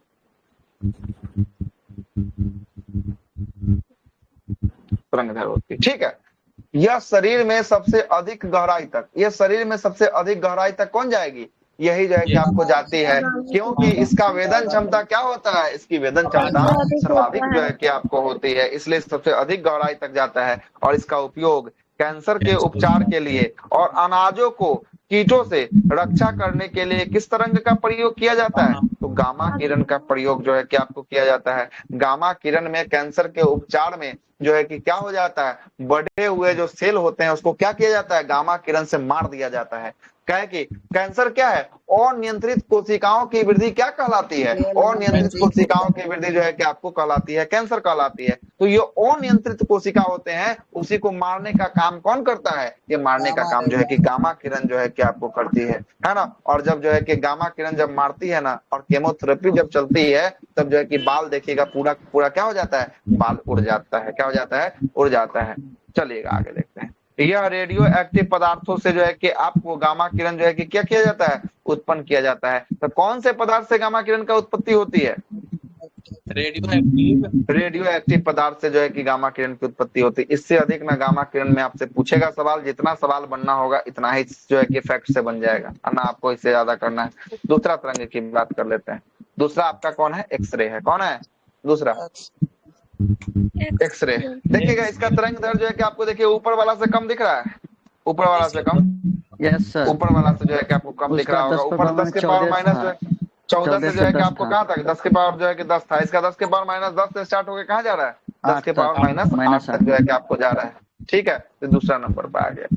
इसकी खोज सबसे ज्यादा पूछा जाने वाला सवाल है, हर एक एग्जाम में पूछा गया, एसआई में भी। कौन किया है, रोंटगेन जो है कि आपको किया है। कौन किया है, रोंटगेन जो है कि इसकी खोज किया है। और यह दांतों में, हड्डियों में और रत्नों की जांच के लिए किसका प्रयोग किया जाता है, एक्सरे का प्रयोग जो क्या किया जाता है। एक्सरे का प्रयोग, जब हड्डी टूटती है तो एक्सरे जो है कि आपको दिया जाता है, और ये एक्सरे जो है कि आपको क्या करती है, हड्डी को आर पार कर देती है। जब वह हड्डी जो है कि आपको टूट जाता है तो वही आर पार करती है, तो कहाँ से चटका हुआ हड्डी है ये हमको क्या करता है, ये हमको जो है कि पता चल जाता है, कहाँ से जो है कि चटका हुआ है, कहाँ से जो है कि आपको टूटा हुआ है। और जब दांतों का भी जो होता है तो दांतों के लिए भी एक्सरे होता है। और जो है कि आपको रत्न आभूषण जो होते हैं, जिसमें मूंगा रत्न हो गया, मोती रत्न हो गया, बहुत सारा नहीं जो है कि आपको ग्रहों के आकार पर रत्न जो है कि आपको चलता है, देखे होंगे। तो वो रत्न की भी जांच ओरिजिनल है या नहीं है, इसकी जांच भी कौन करता है, इसकी जांच भी जो है कि एक्सरे से किया जाता है ना, एक्सरे से किया जाता है। क्या कि रत्न जो होते हैं वो कैल्शियम कार्बोनेट के बने होते हैं। किसके बने होते हैं, कैल्शियम कार्बोनेट के मुख्य रूप से जो है कि आपको बने होते हैं। आगे चलते हैं। इसका प्रयोग जो है कि हवाई अड्डा में, रेल टर्मिनलों में और अन्य जो है कि स्थानों पर यात्रियों के सामान स्कैन करने के लिए भी किसका प्रयोग किया जाता है, स्कैन करने के लिए भी जो है कि आपको है ना एक्स किरण का प्रयोग किया जाता है। कभी कभी ट्रेवल करने जाइएगा तो एक पटरी टाइप का रहेगा बेल्ट वाला, इस पे बोलेगा क्या अपना सामान को डालिए, बैग हो, पर्स हो, बेल्ट हो, पर्स हो, जो भी आपको डलवा देगा। अंदर से जाएगा वो मशीन जो है कि यहाँ लगल रहेगा, एक्सरे करेगा, इधर साइड में जो है कि सब वस्तु निकलते हुए जो है कि आपको जाएगा, है ना। अपना वस्तु को जाइए अपना उठा के जो है कि, तो यही जो है कि ये जो है कि आपको देख लेता है कि इसके अंदर क्या क्या आपका है ना वस्तु, वो सब का सब जो है कि डिस्प्ले में देखते रहता है। कोई बम नहीं ले जा रहे हैं, कोई ऐसा सामान तो नहीं ले जा रहे हैं, कोई मादक पदार्थ तो नहीं ले जा रहे हैं, इसकी जांच करने के लिए जो है कि ऐसा किया जाता है। कोई दिक्कत, आगे चले, आगे चलते हैं। तीसरा जो है कि किरण कौन सा है, तीसरा पराबैंगनी किरण। पराबैंगनी किरण, पराबैंगनी किरण की खोज की बात करेंगे। इसकी खोज किसने किया था, पराबैंगनी किरण की खोज, जोहान रिटर। जोहान रिटर के द्वारा जो है कि इसकी खोज जो है कि आपको किया गया था। इसका भी तरंग दर देखिए अब कम हो रहा है, 10 के पावर माइनस 8 से 10 के पावर माइनस 6 आया, अब जो है कि इसका भी कम होते हुए धीरे धीरे डाउन हो रहा है। और इसके कारण इसके कारण जो है कि आपको कौन सा किरण, इसके कारण पराबैंगनी किरण के कारण जो है कि आपको स्किन कैंसर का खतरा होता है। तो आपसे पूछने वाला सवाल है, पूछा जा चुका सवाल है कि स्किन कैंसर जैसी बीमारियां किस तरंग के कारण होती है? पराबैंगनी किरण।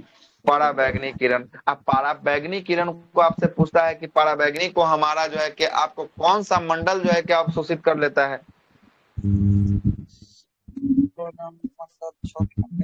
ओजोन मंडल। ओजोन मंडल में ओजोन परत जो होते हैं वो पराबैंगनी किरणों को क्या कर देते हैं? पराबैंगनी किरणों को अवशोषित जो है कि आपको कर लेते हैं। और ये पराबैंगनी किरण जब अवशोषित कर लेता है तो ये बीमारी नहीं आती है पृथ्वी पर। अगर ओजोन मंडल ना होता, अब पराबैंगनी किरण को अवशोषित न करता, तो स्किन कैंसर सबसे अधिक जो है कि हमारे जो है कि आपको दुनिया में देखने को मिलता। ठीक है, आगे कुछ कुछ तो होता है ना सर?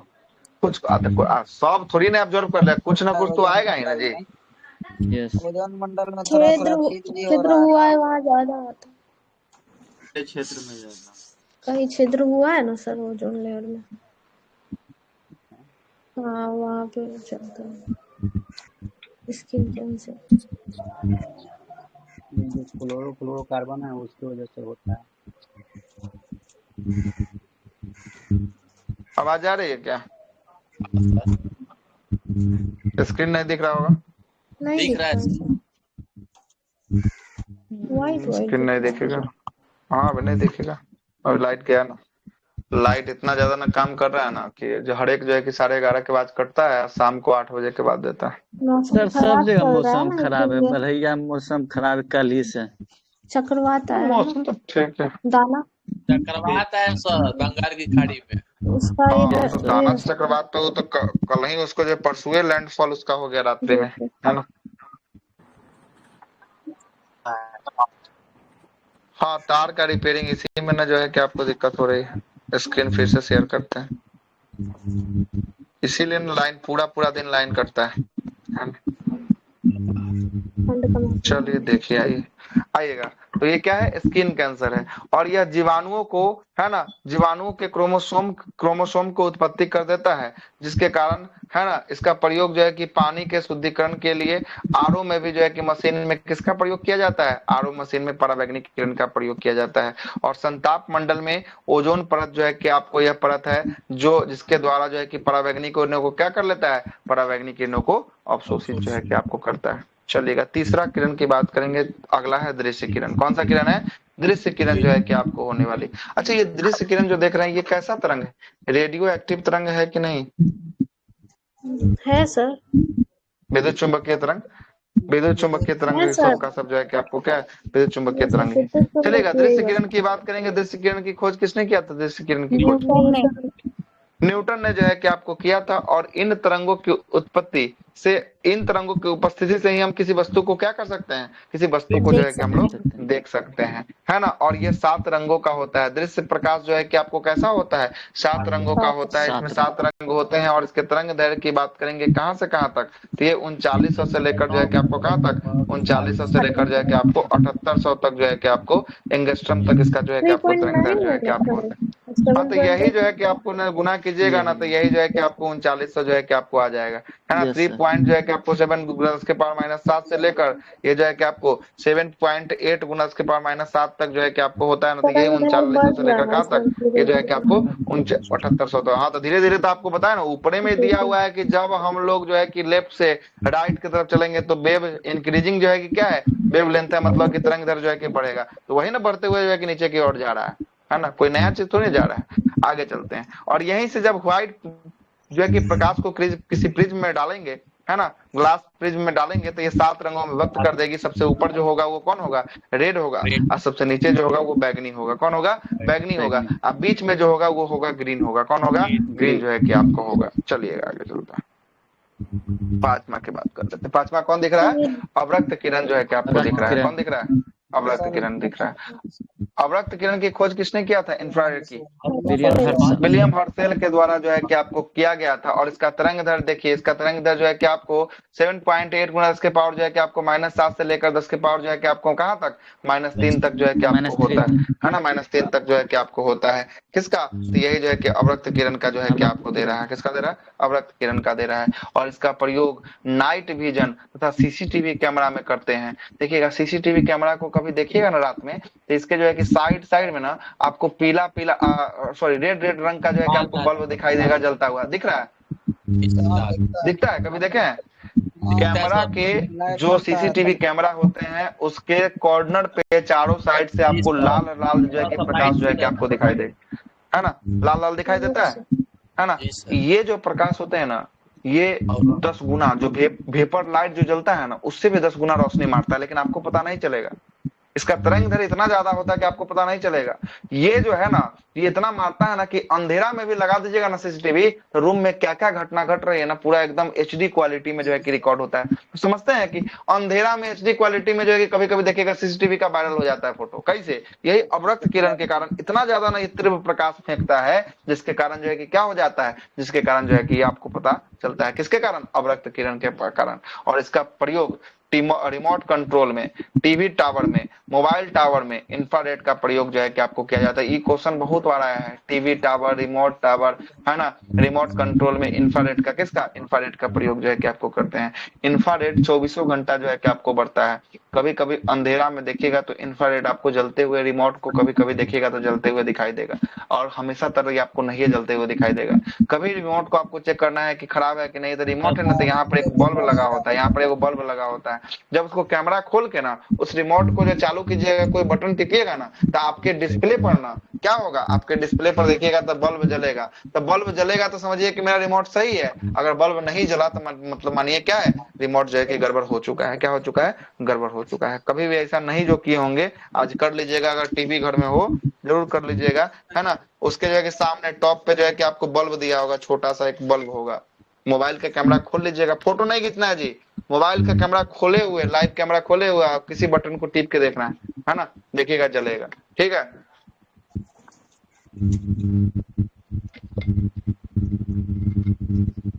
आगे चलते हैं। अगला कौन सा किरण है? अगला जो है कि आपको सूक्ष्म तरंग जो है कि आपको होने वाला है। सूक्ष्म तरंग की खोज किसने किया था? सूक्ष्म तरंग की खोज हेनरिक हर्ट्ज के द्वारा जो है कि आपको खोजा गया था। किसके द्वारा खोजा गया? हेनरिक हर्ट्ज के द्वारा खोजा गया। इसका तरंग दैर्ध्य देखिए कहां से कहां तक है। 10 के पावर -3 से 10 के पावर -1 मीटर। हाँ, 10 के पावर -3 से लेकर 10 के पावर माइनस जो है कि 1 मीटर तक जो है कि आपको होता है। और इन तरंगों का उपयोग जो है कि आपको किसमें किया जाता है? रडार प्रणाली में जो है कि आपको किया जाता है। किस प्रणाली में? रडार प्रणाली में, संचार में किया जाता है। और इसका प्रयोग जो है कि माइक्रोवेव ओवन, नाम सुने हैं कि देखे हैं कि नहीं देखे हैं माइक्रोवेव ओवन को? कौन कौन नहीं देखे हैं? देखे है ना, इसमें खाना को गर्म किया जाता है जी, खाना को डाल के गर्म किया जाता है, चक्री ऐसा रहता है, घूमते रहता है ना। माइक्रोवेव ओवन जो है कि आपको होता है। और माइक्रोवेव ओवन तरह के तरंगों के द्वारा जो है कि आपको क्या किया जाता है? भोजन को गर्म जो है कि आपको किया जाता है ना। जब देखिएगा रडार नाम का उपकरण जो रहता है, ये रडार जो है कि टर्मिनल पे लगा रहता है। ऐसा जो है कि आपको हवाई अड्डा पे जब जाइएगा ना, तो ऐसा एगो जो है कि टर्मिनल पे लगा होता है। यही जो है कि क्या छोड़ता है? ये जो है कि आपको कौन सा? तो रेडियो तरंग को जो है कि आपको छोड़ता है। ये रेडियो तरंग जो है कि जाते हुए जो है कि आपको यहाँ अगर कोई वायुयान जो है कि आपको आ रहा है, तो आते हुए वायुयान से क्या कर लेता है? सूक्ष्म तरंग, है ना। कौन सा तरंग? सूक्ष्म तरंग जो है कि आपको, है ना, आते हुए वायुयान से अगर टकरा कर ये वापस जो है कि आपको रडार में क्या आ गया? रडार में जो है कि आपको आ गया, तो मतलब यहाँ पर लोकेट कर लेगा कि कोई वायुयान हमारे जो है की तरफ आ रहा है। और इसी से वायुयान की क्या जांच की जाती है? स्थिति को जो है कि आपको जांचा जाता है, स्थिति को जांचा जाता है। आगे चलते हैं सर। तो ये रेडियो प्रसारण हो जाएगा ना एक तरफ से? हाँ, आप तो ये बता रहे ये रडार का, तो ये तो रेडियो प्रसारण हो जाएगा ना। तो रेडियो प्रसारण तो रेडियो तरंग में आ जाएगा ना कि सूक्ष्म तरंग में आएगा? अच्छा, तो सुनिए ना क्या क्या बोल रहा है इसमें। बोल रहा है कि इसका प्रयोग जो है कि इन तरंगों का उपयोग रडार प्रणाली में भी तथा संचार के लिए भी जो है कि आपको किया जाता है। तो छोटा छोटा जो रडार होता है ना, इसका तरंग दैर्ध्य देख रहे हैं ना, इसका वेवलेंथ ज्यादा नहीं, इसका वेवलेंथ कम है। जबकि रेडियो इसके बाद वाला जो बात करेंगे ना, इसका वेवलेंथ ज्यादा होगा। तो मुख्य रूप से जो है कि आपको यही, लेकिन छोटे छोटे रूप में भी इसका भी प्रयोग किया जा सकता है। देख रहे हैं अच्छा ना, किया जा जी सकता सर जी है सर ना। ये भी जो है पाकिस्तान कि में आपको होता बारूद भेजा है ना। था सर, पता ये चल गया हाँ था बोलिए। सर, बारूद भेजा था सर, पता वो तो चल समझ गया गए, था। वो तो सर, है ना। जी सर, उसके बाद वो देखिएगा, इसी ये जो है ना, इसी के ये जो है माध्यम कि से मुख्य होगा रूप से क्या है कि इसका जो है ना, रेडियो इसका तरंग। लेंथ क्या होगा, इसका तरंग दैर्ध्य बहुत लंबा होगा, इसलिए इसका प्रयोग किया जाता है। इसका प्रयोग जो है कि इसका तरंग दैर्ध्य 1 मिलीमीटर से लेकर जो है कि आपको 1 जो है कि मीटर से लेकर कहां तक 100 किलोमीटर तक जो है कि आपको होता है।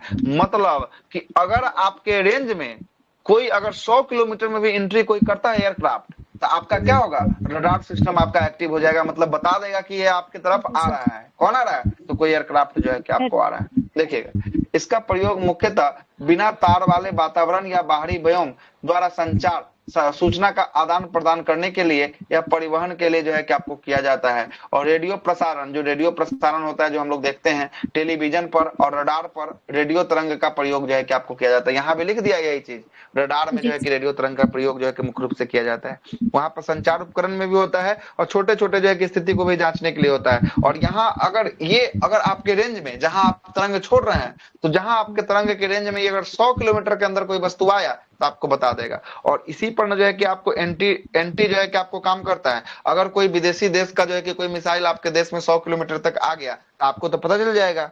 आना है आपको यहाँ तक 100 किलोमीटर, तब तक आप जमीन से ऊपर में जाके आसमान में उसको मार के गिरा दीजिएगा। मतलब जो घटना होने वाली है, डेट रेशियो जो होने वाला है, वो कम जो है कि आपको हो जाएगा। ऊपर में ही जो है कि मार दीजिएगा। जो नीचे आकर आपको तहलका बचाएगा कोई बम, वो ऊपर में ही जो है कि आपको मार देगा। और इसी का जो है कि एग्जाम्पल हमारा कौन है, इसको देखिएगा, क्या बोलते हैं, इजराइल को। इजराइल के पास आयरन डोम सिस्टम है, नाम सुने आयरन डोम का। जी सर आयरन डोम जो सिस्टम होता है ना, ये है ना, आयरन डोम जो सिस्टम होता है, ये ऊपर में ही किसी भी आने वाले मिसाइल बारूद को क्या करता है, मार के जो है कि आपको ध्वस्त करता है। लेकिन एक्यूरेसी कितना परसेंट है, एक्यूरेसी है 90% है। मतलब कि अगर 10 गो मिसाइल दाग रहा है ना, तो 9 गो मिसाइल को जो है कि मार देगा आसमान में, लेकिन एगो मिसाइल क्या होगा, एगो मिसाइल जो है कि आपको जमीन पे आके गिर जाएगा, ठीक ना। एगो जो है कि आपको जमीन पे आके गिर जाएगा। 10 गो कोई अगर पड़ोसी देश अगर उसको मारता है ना, तो 9 गो को ऊपर तहस नहस कर देता है, लेकिन एगो जो है कि आपको लवा लवा गिर जाता है ना। उतना एक्यूरेसी के साथ जो है कि आपको बनाया है ना, उनके घर पे गिरा था। किसके घर पे, इजराइल के पीएम जो बेंजामिन नहीं है नेतन्याहू, बेंजामिन नेतन्याहू, है ना। तो ये सब एगो दूगो मिसाइल थोड़ी ना मारता है जी, हजारों हजार की संख्या में छोड़ता है ये सब एक के बार में। तो हजार की संख्या में छोड़ेगा तो आयरन डोम कंफ्यूज आ जाएगा कि किसको मारे या किसको छोड़े, इसके चक्कर में ज्यादा गिरता है ना। अगर सिंगल मारा जाए ना, तो आयरन डोम विश्व का सबसे अच्छा जो है कि आपको ये जो एंटी मिसाइल सिस्टम है, किसी मिसाइल को जो है कि ऊपर मार के गिरा सकता है। लेकिन अगर आपके पास कितना भी ताकत हो जाए, तो आप अकेले लड़ सकते हैं। अगर कोई झुंड में आपके साथ लड़ने आ जाए, तो आप कितने भी बड़े ताकतवर क्यों ना हो, आपको झुकना ही पड़ेगा। आ रहा है बात समझ। तो ये झुंड वाला सिस्टम जो है कि आपको हो गया यहाँ, है ना। आगे देखिएगा, ये सब कैसा तरंग चल रहा था, ये सब जो है कि आपको विद्युत चुंबकीय जो है कि आपको तरंग चल रहा था। कैसा तरंग चल रहा था, विद्युत चुंबकीय तरंग जो है कि आपको चल रहा था। अब जो तरंग पे बात करेंगे, अब कैसा तरंग होगा, यांत्रिक तरंग जो है कि आपको होगा, है ना। इस पर कल बात करें, अब यांत्रिक तरंग से, इसमें अनुदैर्ध्य अनुप्रस्थ 2 पर बात करना, है ना। इस पर जो है कि लंबा थोड़ा सा चलने वाला है ना, चलने वाला है लंबा। इस पे कल बात करते हैं, ठीक है। और दृश्य वाला का एग्जांपल वही बताया था सर, क्या दृश्य वाला का, स्पेक्ट्रम वाला, प्रकाश के साथ दृश्य वाला का मतलब कोई वस्तु आपको दिखाई दे रहा है, किस प्रकाश के कारण, दृश्य प्रकाश के कारण आपको दिखाई दे रहा है ना। दृश्य प्रकाश के कारण जो है कि हम आपको बताएं कि ये 7 रंगों का होता है। तो आपको कैसे पता कि 7 रंग का होता है, तो यही जब प्रकाश को, किसी प्रकाश को जब आप व्हाइट प्रिज्म से गुजारिएगा, तो ये कितने रंगों में विभक्त कर देगा अपने आप को, 7 रंगों में जो है कि आपको विभक्त कर देगा। ये ना एग्जाम्पल जो है कि आपको बताएं, कोई भी वस्तु आपको दिखाई देता है प्रकाश के कारण जो है कि आपको दिखाई देता है, दृश्य जो है कि तरंग के कारण जो है कि आपको दिखाई देता है। क्लियर है ना।